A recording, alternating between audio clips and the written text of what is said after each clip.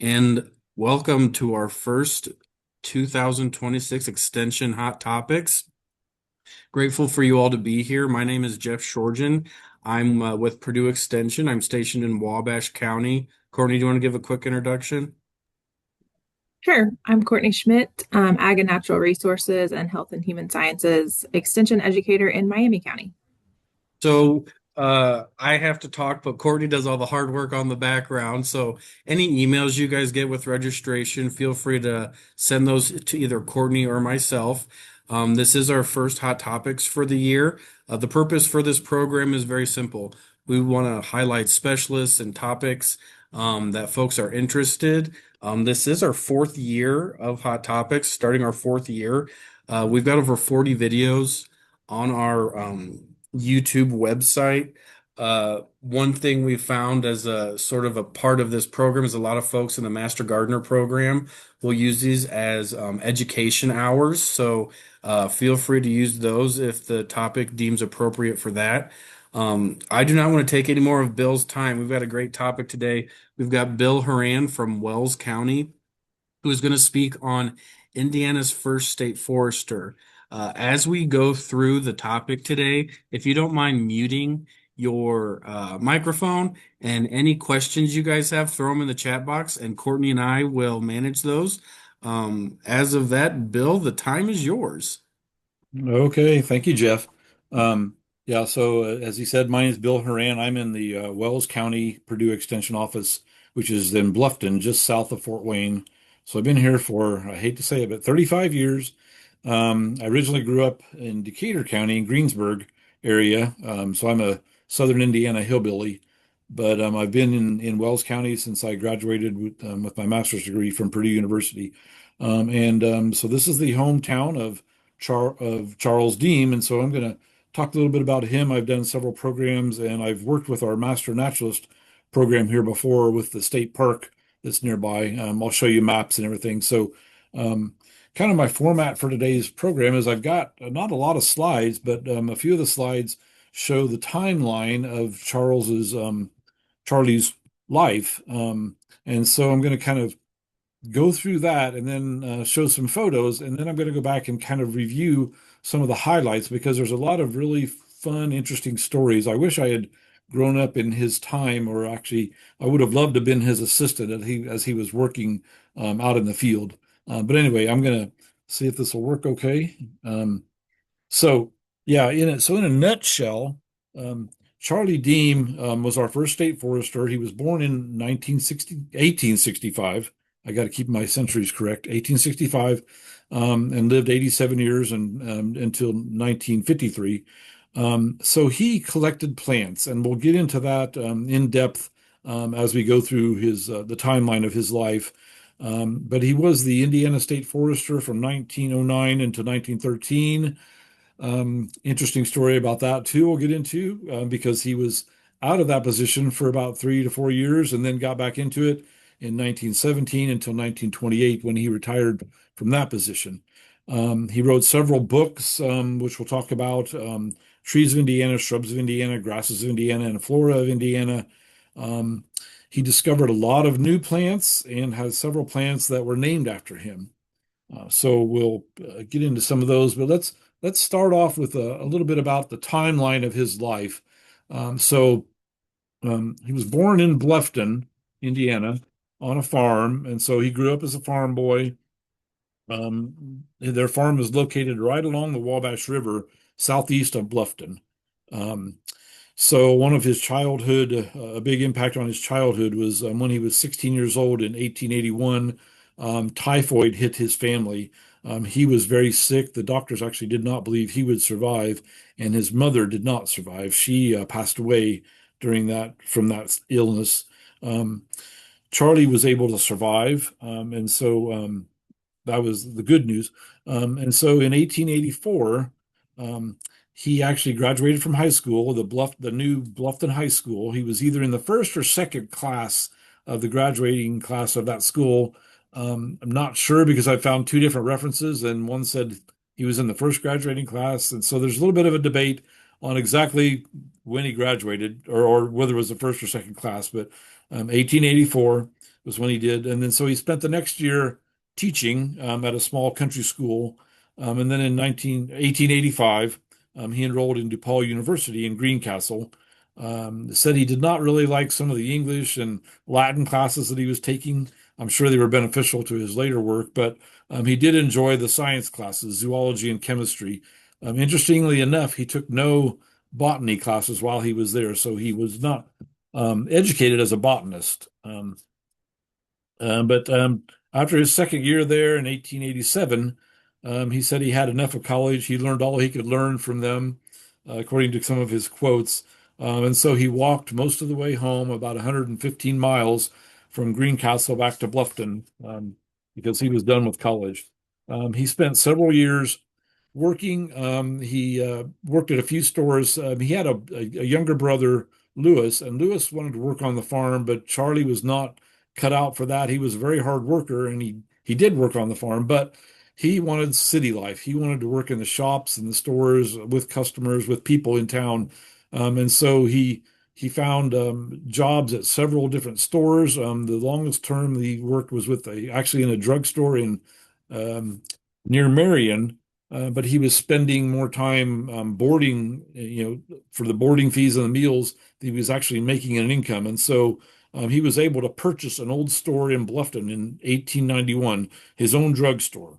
Um, and so basically, until he got too busy with some of his botanical work later in life, that was his major um, career, was working in a drugstore. But it was also his introduction to plants, basically, because at that time, in those days, a lot of the medicines that they sold in those stores were based on herb type medicines. So he sold a lot of herbal remedies through his store.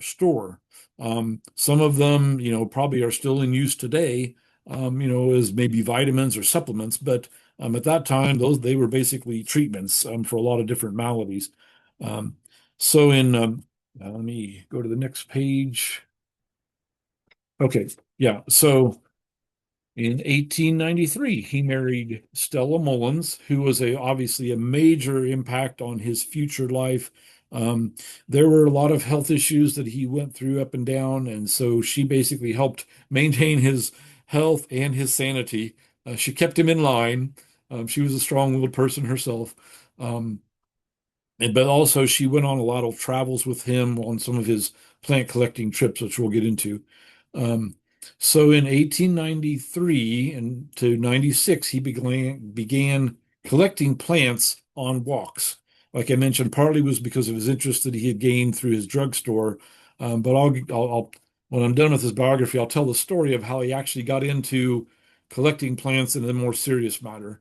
In 1896, he met E.B. Bruce Williamson, who was probably the biggest factor in the future of his career as far as his introduction to um, plant taxonomy. In 1905, he moved to a house in Bluffton, a 6-acre plot. And the interesting thing was, it was the first house in Bluffton that was outfitted with outlets that could be either gas or electric.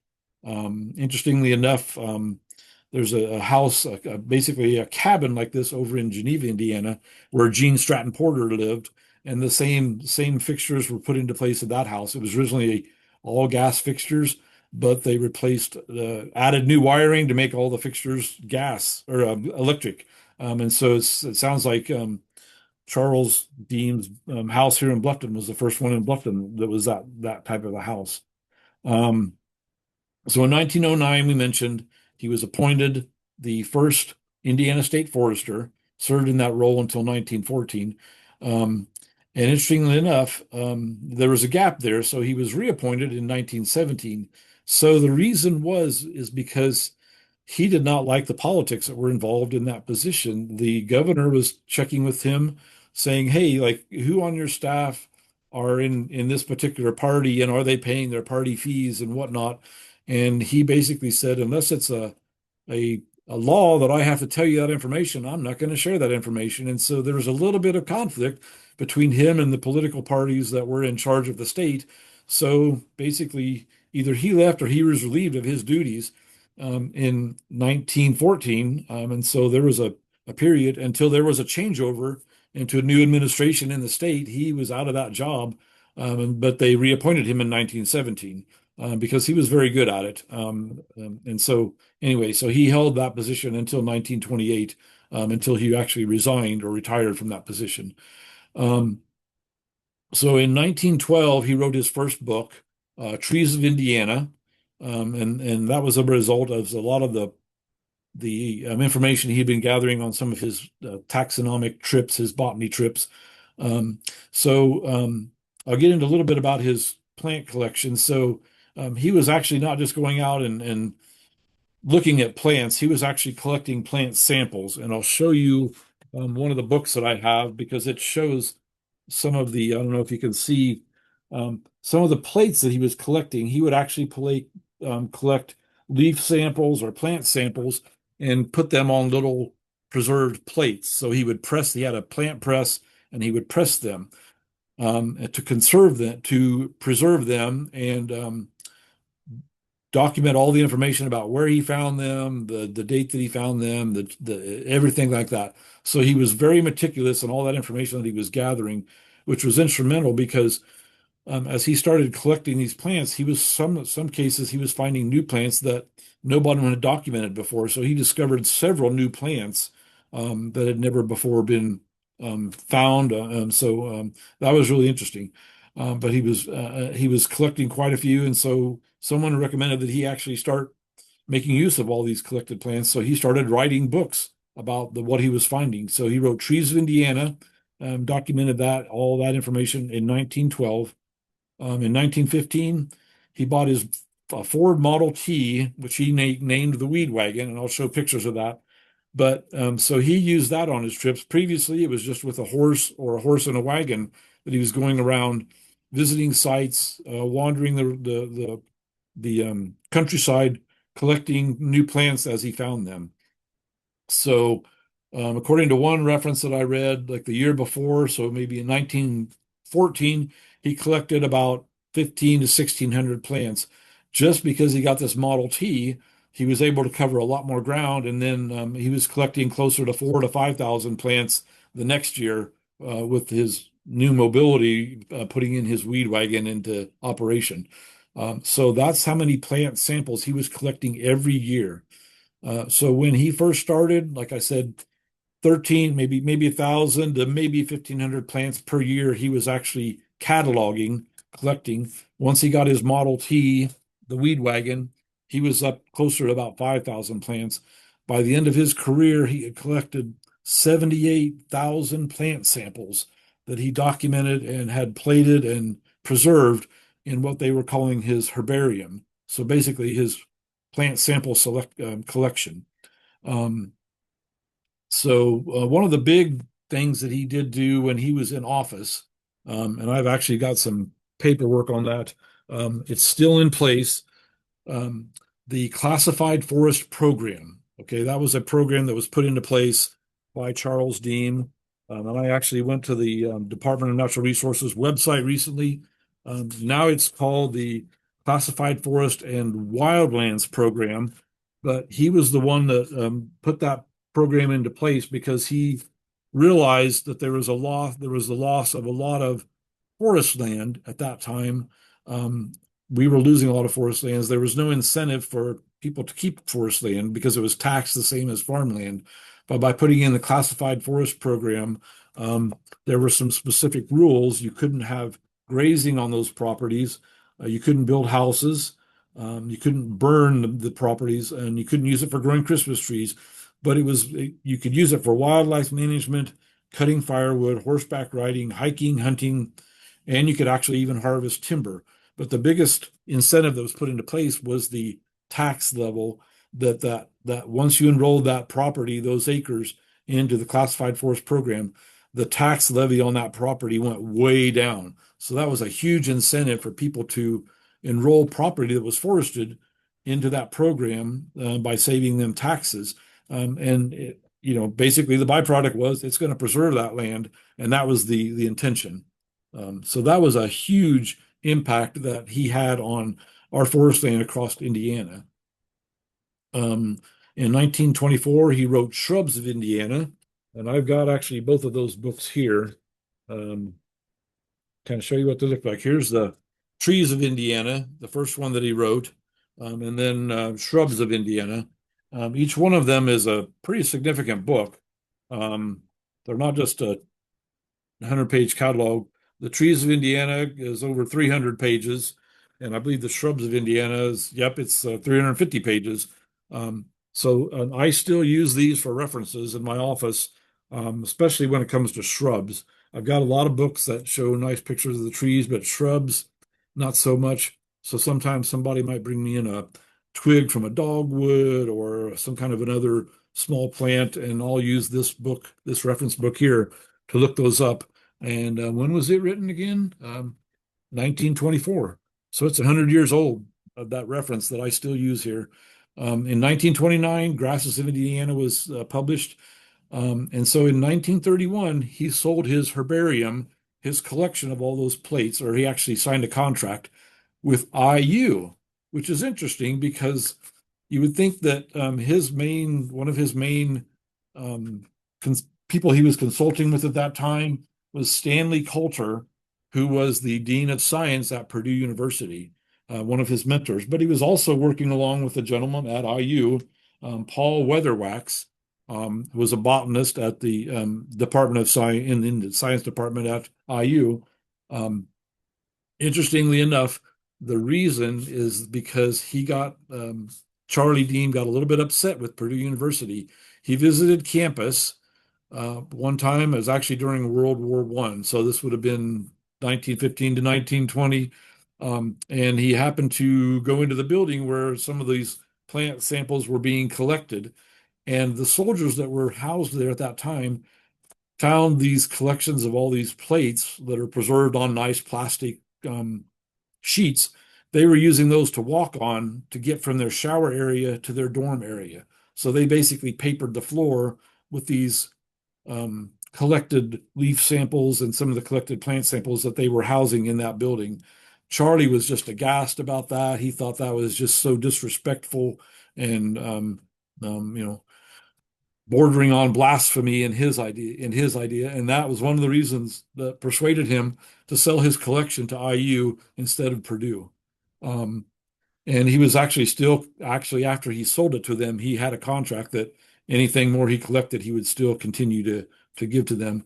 And then also his library, which was several thousand books, his reference library that he was using to catalog all of the plant samples he was collecting, went along with that. So if you go to IU's campus now, you can find some of Charlie's reference books that he used, and obviously his whole herbarium is actually there also in their archives. And it's still used for people to study and to classify different types of plants. In 1940, um, he published The Flora of Indiana, which was kind of a collection of all the different plant samples that he'd already put together. So it was kind of a compilation of all the trees, shrubs, grasses, all put together. And then in 1953, sadly, Charlie passed away at the age of 87, almost reached 88. Um, so from some of the readings I found, I mean, these are some of the ways that I would probably characterize Charlie. Obviously, excuse me about our telephone there. He was obviously very intelligent, had a great work ethic, and extremely hard worker, very diligent and organized to the point of being meticulous, and which drove some people crazy. And so his wife kind of tried to keep him in line and not to offend too many people. Strong-willed and opinionated. And so I'm going to read a lot of quotes from his lifetime and tell some stories, but you'll kind of get the picture of his character as I go through some of that. He really didn't seek fame. He tried to kind of stay in the background, but he was such a hard worker that a lot of times he still got appointed as a chairman of an organization or a president of one of the societies he was a member of. But he kind of shied away from some of that limelight. Hey, Um, Bill. yes. Real quick, we did have a good question and Courtney's kind of answered it. Can you still buy those books and are there updated versions of different tree guides of Indiana? Just to kind of talk about those hard Oh, copy, because I know he's got his books. And I don't want to answer. but I know there's a couple updated ones that have like colored versions, things like that. Yes. So these versions do not have color. They do have color. They do have the leaf pictures in them. But yeah, they've been through several revisions since then. Like for example, My Trees of Indiana, it was published. This was actually the third revision in 1953. So it was revised several times. I don't know that any of my shrubs. I know it was also revised in looks like this version was printed in 1995. So yeah, they've been regularly updated and revised. I actually bought these from one of the state park um, souvenir shops at one of the state parks in the lodge. Is where I got my copies. I Nice, think you can. nice. I'm sure. Yeah, I think you can still order them online, but that's where I ended up buying my copies. The state parks have their gift shops. A lot of times they'll have a little bookcase there with some a lot of time wildlife books, things like that. If you want to go out and do bird watching, that's where I found my copies. But I'm pretty sure you Perfect. can probably order them online too. Um, Courtney, was that the link you sent? Was the actual books that he wrote? I just want to get clarification. The link I sent was just to Amazon, Charles Deam, and it's got a listing of the books they have available there by him mhm. to purchase off Amazon. Perfect. Yeah. So one of the books that I found most of my information from, and I'm going to read some quotes from it. It's called Plain Old Charlie Deam. And it's written by Robert Kriebel. His name is spelled Kriebel. And this would probably be the closest that I found of an autobiography or a biography of his life. Um, and yeah, the thing I wanted to read it's written by, it's got some excerpts in here. Um, but I wanted to read this little section here. How else can Charlie Dean be remembered? In his honor, his admirers have named a lake, a national wild wilderness, a kind of a tree, and about 50 small plants, basically named in his honor. 3 schools awarded him honorary degrees. People in homes, schools, and libraries still consult the 4 books he wrote between 1911 and 1940. Indiana University students at Bloomington leaf with reverence through his collection of 73,000 paper sheets of pressed, dried, insect-proofed, and mounted plant specimens, mothballed and secured in fireproof cabinets. In the same building as the Deam Herbarium is shelved the man's 3,000 volume botanical library. Um, Charlie Dean was an intense, irascible, opinionated, hilarious Hoosier original who was born in Wells County in a Wells County farm just weeks before or after the Civil War. Um, so I thought that was kind of interesting. So the map I have up here on the screen right now, kind of it's a picture of Bluffton, but I don't know if my pointer will show up on there. But um, to the southeast down here, there's a couple little blue stars, that's what I use to denote some areas over here. The blue star farthest to the right, the southeast to the bottom right, is actually the cemetery for the 6 Mile Church. That's where the Dean family are laid to rest in that cemetery, and I've actually taken tour groups there. Across the road there, that road actually is Highway 116. Across the road there is the 6 Mile Church, which was the church that he actually attended his family attended.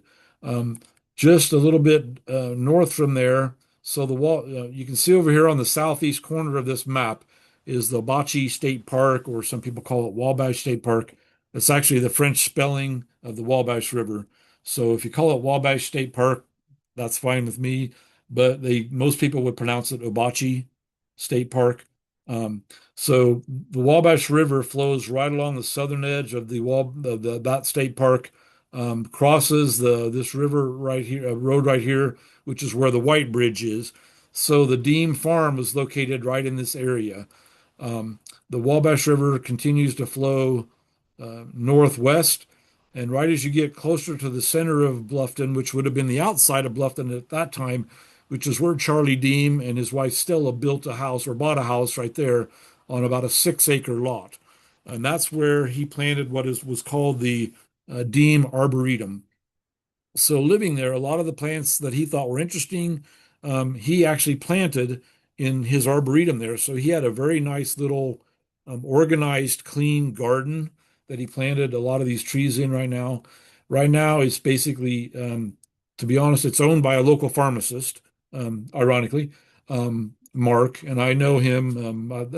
Anyway, um, he is considered actually selling that wood lot to the state, the DNR, when he decides to sell his property. He's close to my age, so that may be, and I've actually talked with him. I'm thinking that would be a great thing for you to do to honor Charlie Deam, is be to sell that property to the DNR. The state park would probably take over the operation and the maintenance of it. Since it is overgrown now, it hasn't been conserved as an arboretum since Charlie passed away. And so the forest has grown up, and a lot of the plants that he planted there are no longer existing. But some of the trees are still there that he actually planted, in his lifetime, as maintaining that house there. Um, so as you go further into town, we'll get into way up here in the northwest area is actually the Deam Oak. So there was an oak that was named after Charlie Deam, and I'll get into that a little bit too, because that's an interesting story in itself about the Deam Oak. But those are some of the geographical highlights. Um, I'm actually talking from the lower center part of the the area right now down here where the Kroger store is where our 4-H park is located. So that's where I'm at right now. And interestingly enough, the little blue house up here on the top is my home because that's popped up on the map. So that's the map of Bluffton. It kind of lays out, um, just kind of give you a picture of what some of the areas we'll be talking about. Here's the infamous weed wagon. I love this, the Model T Ford. So the beds in the back obviously didn't come standard as a standard feature in that vehicle. Charlie had those custom installed himself. So there's actually two beds. It's a two-sleeper. You've got an upper mattress, and then someone could actually sleep in the lower bed there. So two people could go around in this weed wagon on his plant collection excursions. This is his wife, Stella, there. I believe in this scene, she was actually making some tea, but you can see some of the equipment on the left side of the picture there. He actually pressed a lot of these plants in the field before he put them back, brought those back into his um, office, into his home where he could actually preserve them with the on the sheets and things like that. But so he had kind of a processing system set up here with his little weed wagon as he went around the state. Now, interestingly enough, he visited every township in the state. I believe there's 1,016 townships in the state of Indiana. He visited every one of those on his plant collection trips. Here's some family pictures. So that's a young Charles Deam there, the top left, and his wife Stella there in the bottom left. The picture there on the very bottom is actually his office as the state forester. And then on the right side there is Charles with his wife Stella, a later picture. Here he is in one of his field visits. He did remain active. He was, a lot of the people that worked with him talked about how, at dinner time they thought the day was done and he was done collecting, but he would usually go until it was too dark to collect plants, when everyone else that was working with him was all ready to go to bed. Um, but you can read the quote down at the bottom of this: "I do not want to mark time. The ways to live is to just keep on living." And so the one thing I mentioned Bruce Williamson. So um, let me tell you a couple stories and then I'll get to this Dean Oak. Um, so I mentioned that Charlie had a drugstore and he was very meticulous, very business oriented. He kept great records, but one day he was working there and a lady came in and was interested in looking at some copies of wallpaper. So he got out his little kind of probably something like maybe a photo album, had some wallpaper samples, and he's paging through that wallpaper. There were some other customers waiting behind her and a local perfume salesman who wanted to visit Charlie to talk about, maybe some new products in his store. Um, but as he's talking with this lady, he's looking and he asked her if she was ready to make a selection. And she confessed that she wasn't there to buy wallpaper. She was just wasting time while her husband was at another store in town. Well, that did not suit very well with Charlie, and he blew up and he started yelling at her about wasting his time, and he chased her out of the store. All the other customers, as well as the perfume salesman, were all kind of, oh my gosh. And the perfume salesman tried to calm him down and said, Charlie, you can't treat your customers like this. The salesman actually went back and talked with him, and he said, you're going to run yourself out of business by treating your customers and behaving like this. You need help. You need to go visit a doctor and calm down and find a pastime, something to keep you occupied. And Charlie did go to a doctor, and the doctor did tell him that, you're a little bit too high strung. You need to start taking walks. And that's what started it all. Charlie Deam and his wife Stella started taking walks in the wilderness, along the roadsides. And as he was doing this, he got curious about some of the plants and started collecting plants. Um, just for the fun of it. Wasn't making a collection or anything like that, just kind of his little pastime. Well, he knew that there was a young man in town, Bruce Williamson, who had recently was a student at Ohio State University in the science department. So he had a plant he couldn't identify, and he took it to Bruce. Bruce was about, I think Charlie was around age 30 at the time, or late 20s. Bruce was about 19 in a store in town, and took him a sample of that plant. And Bruce said, well, you know what? I don't know what that is either. Here's a book, you can look it up. And he taught him how to use the key in the book. And if you're not familiar with botanical keys, I've got a weed book here, and it walks you through the steps on how to identify a plant. The first thing you might look at is, is it a grass-like plant or a broadleaf plant? How many leaves does it have? Are they prickly or spiny? If they're prickly, go to number 2. If they're spiny, turn the page and go to number 3. And then you go down that list. And so he gave him a book on how to key out plants. And Charlie started using that, and he was just fascinated with it, with his meticulous, organized brain. This was just wonderful. So that was his starting of collecting plants and actually figuring out the specific species of the plant, and got him into taxonomy. And so he started buying more reference books, and that became his hobby, was collecting plants, figuring out what they were, and that's how he started finding plants that weren't named. Um, so anyway, this plant here, the Deam oak, was discovered by Bruce Williamson, that gentleman that helped Charlie, and Bruce's dad, Lent Williamson. They discovered this oak tree and they couldn't identify it. So they talked with Charlie, and Charlie didn't know what it was either. So they sent off some samples to a university, um, and that was in 1904, I believe. Well, they didn't have Google back then. They didn't have DNA sampling back then. So it was a little bit of a challenge to figure out what variety of oak this was. It took years.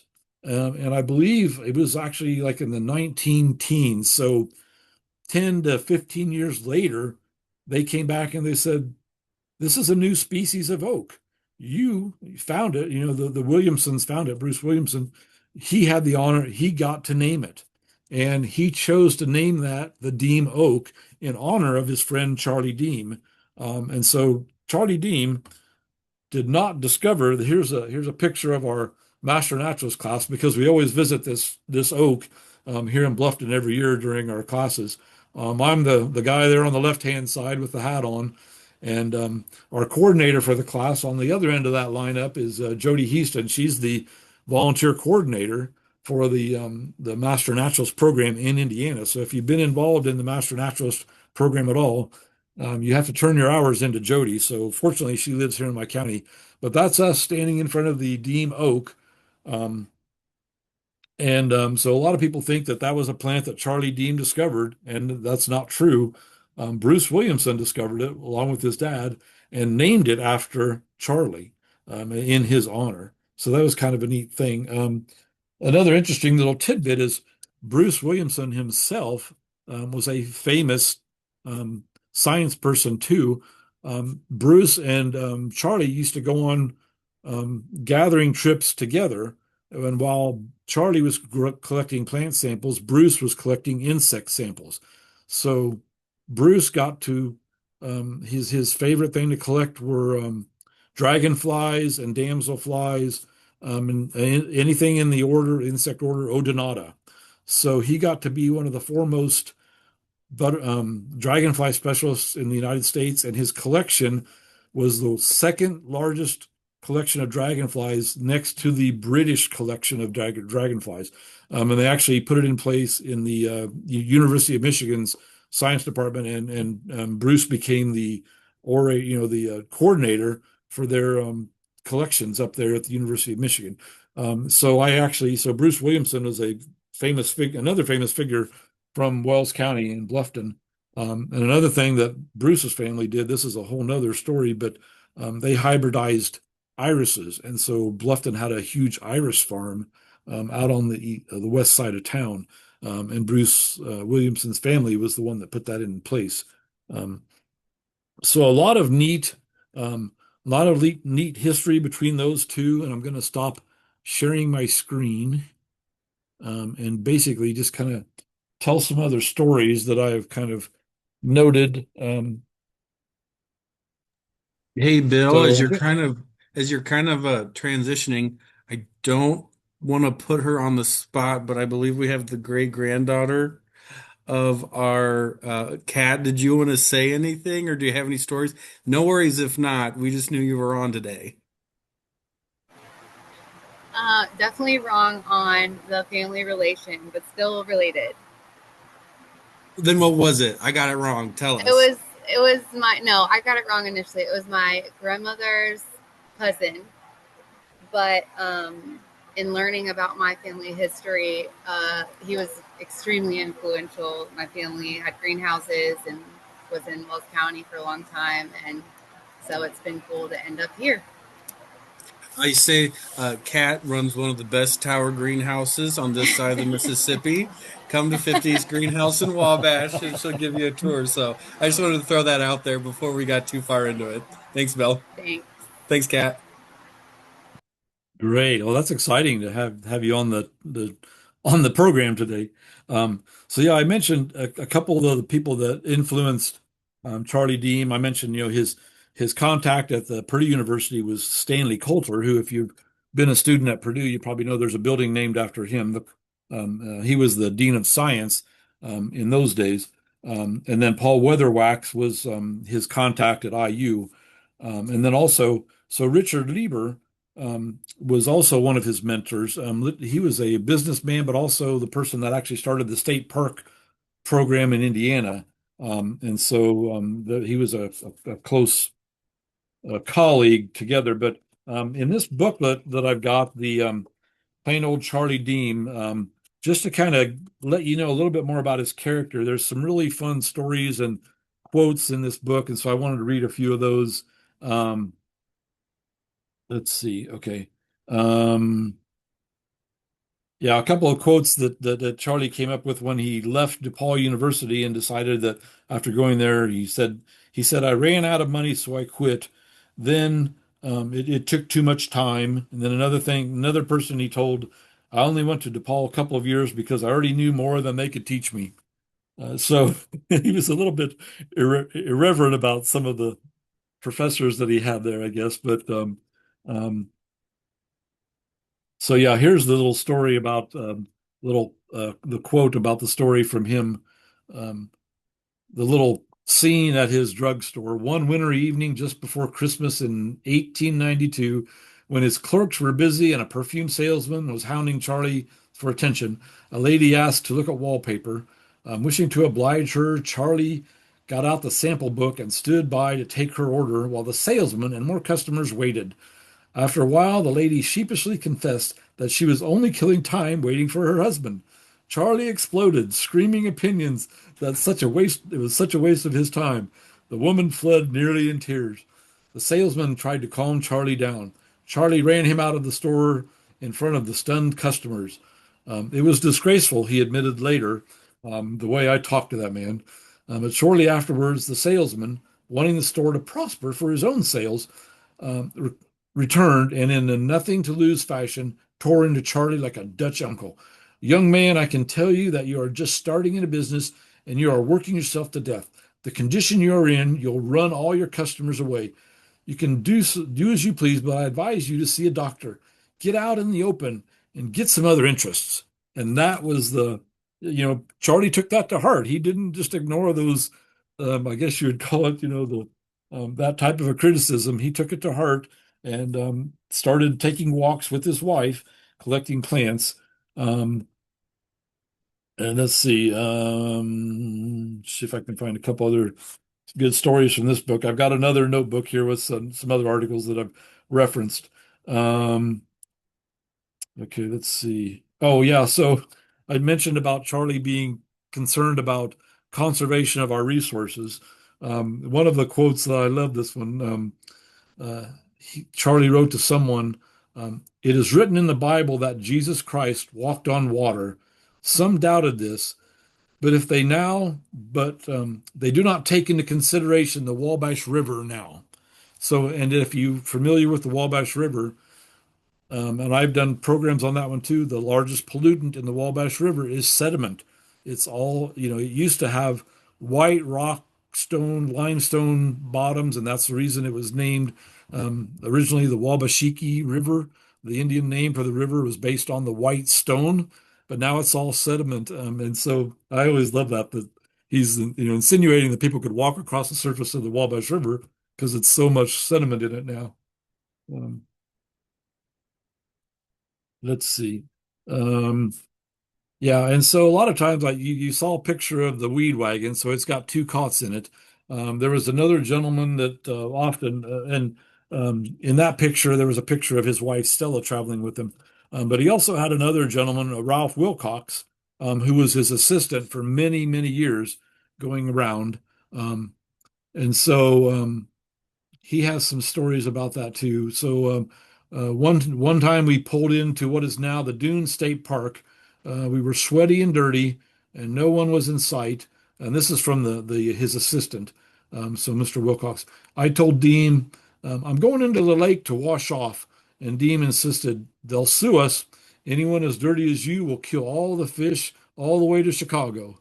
Um, on another trip, um, he didn't. He says, for the longest time, I didn't know that Charlie kept a gun in his vehicle.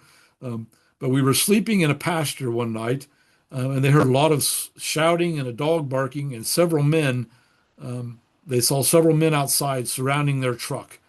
And so Charlie whispered up to him in the top bunk, "You do the talking up there, and if they bother us, I'll do the shooting from down here." So that was how his assistant learned that he actually had a gun in the truck with him. Um, Hey, but Bill. fortunately, yes. Oh, I'm sorry.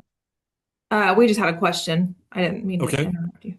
Um, is Deem Lake in the Henry County State Forest also named after him? Yes. Yeah, there's a Deam forest and a Deam lake that are named after Charlie Deam. Yes. Okay. And we also have a question if we can get the list of the books, the resources that you have used for the presentation. Okay. Yes. I don't know if do you have a way to mail that out? If I send it to you, Courtney, well, Yeah, you you can can forward send it that to on. me and Okay. I can email that out. Okay. Yeah, I can do that. Um, let's see if there's any other stories on this particular page that I found. Bill, hey Yes. Bill. Okay, Yes. he's packing heat and driving around the counties. How did he die? Did it say? Um, I, I don't know I don't remember if it mentions that, He to seems be like quite honest. the adventurous fellow, so I Yeah, he didn't know was if there was a. 87. Okay. I'm going to the last few pages of this book. I don't remember what his cause of death was. Um, let me see his last several pages here. Um, I only asked because he seemed like quite the adventurous fellow.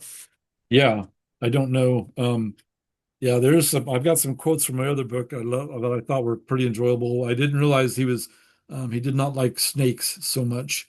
Um, Yeah, so yeah, here's another thing about him and his shooting.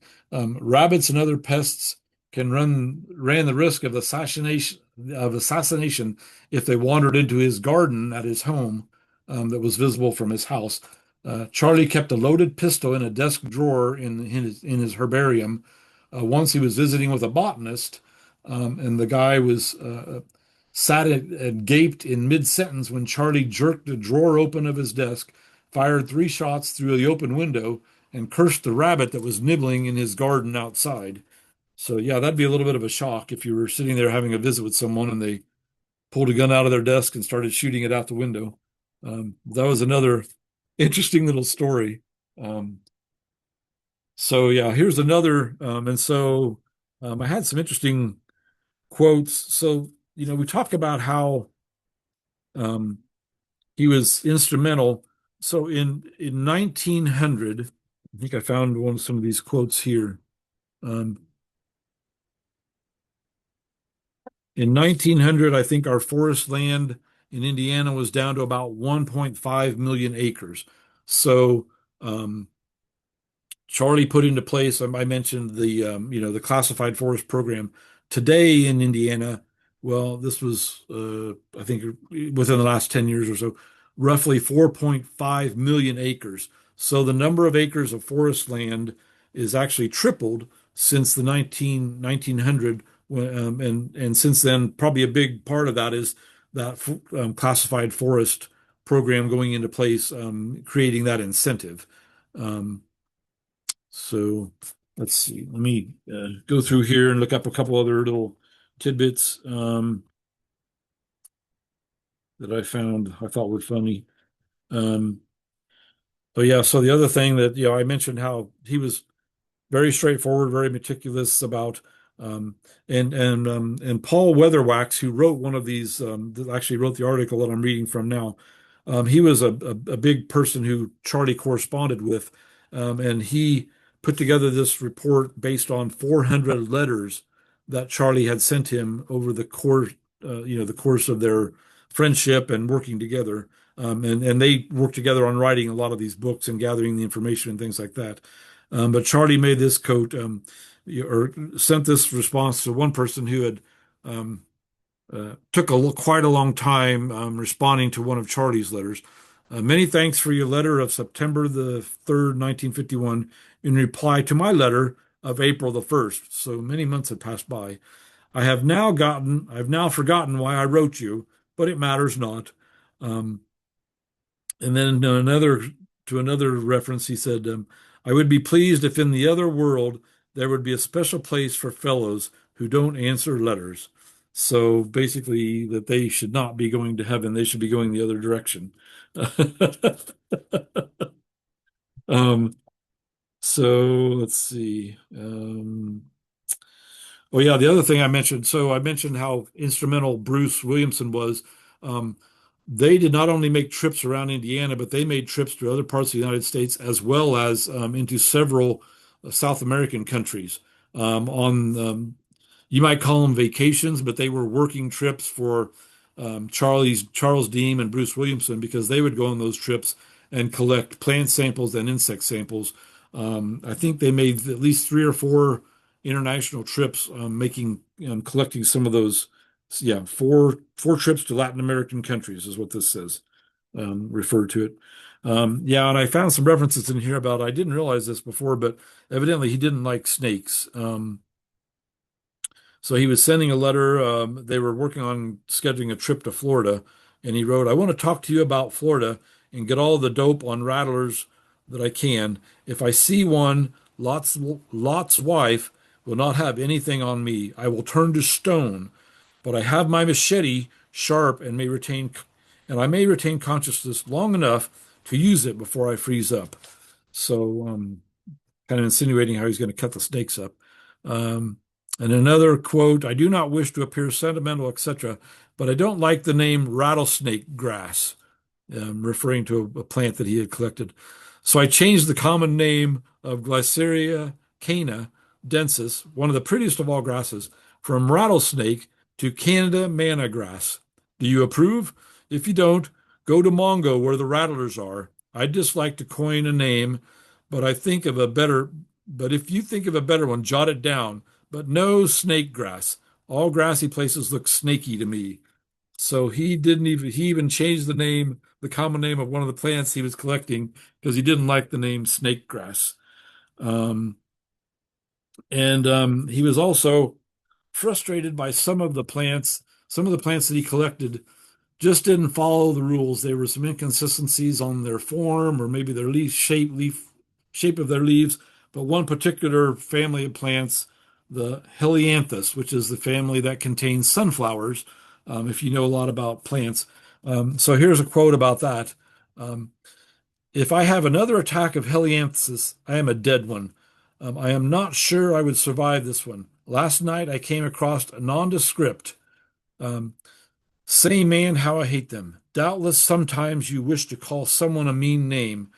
Well, I have found it. Just call him a sunflower. That combines all that is needed. The brutes have no principles, guided by no laws, and seem to be free of alls, and seem to be free for alls. So he was very frustrated with collecting plants in that particular order, it seems like. So, anyway, those are some of the fun quotes that I kind of found about Charles Deam, and some of the fun stories from his experiences collecting plant samples all across the state of Indiana, um, and how, and basically because of putting those plant samples together, he got his name out there. Bruce Williamson started inviting him to some of those professional society meetings around the states, and that's how he got to be well known and got to be appointed the first state forester for Indiana. And he continued collecting those plant samples, and basically until he was physically unable to do that. And so, actually, writing some of those books conflicted with his work of his what considered to be his favorite thing is actually collecting plant samples. Writing the books was more of a chore to him. Collecting the samples and traveling the countryside was is where he really flourished, I think. So um, that's kind of my story of Charles Deam, and so a lot of history there, a lot of information that I couldn't get into because there's a lot of gathered stuff, but certainly an interesting character.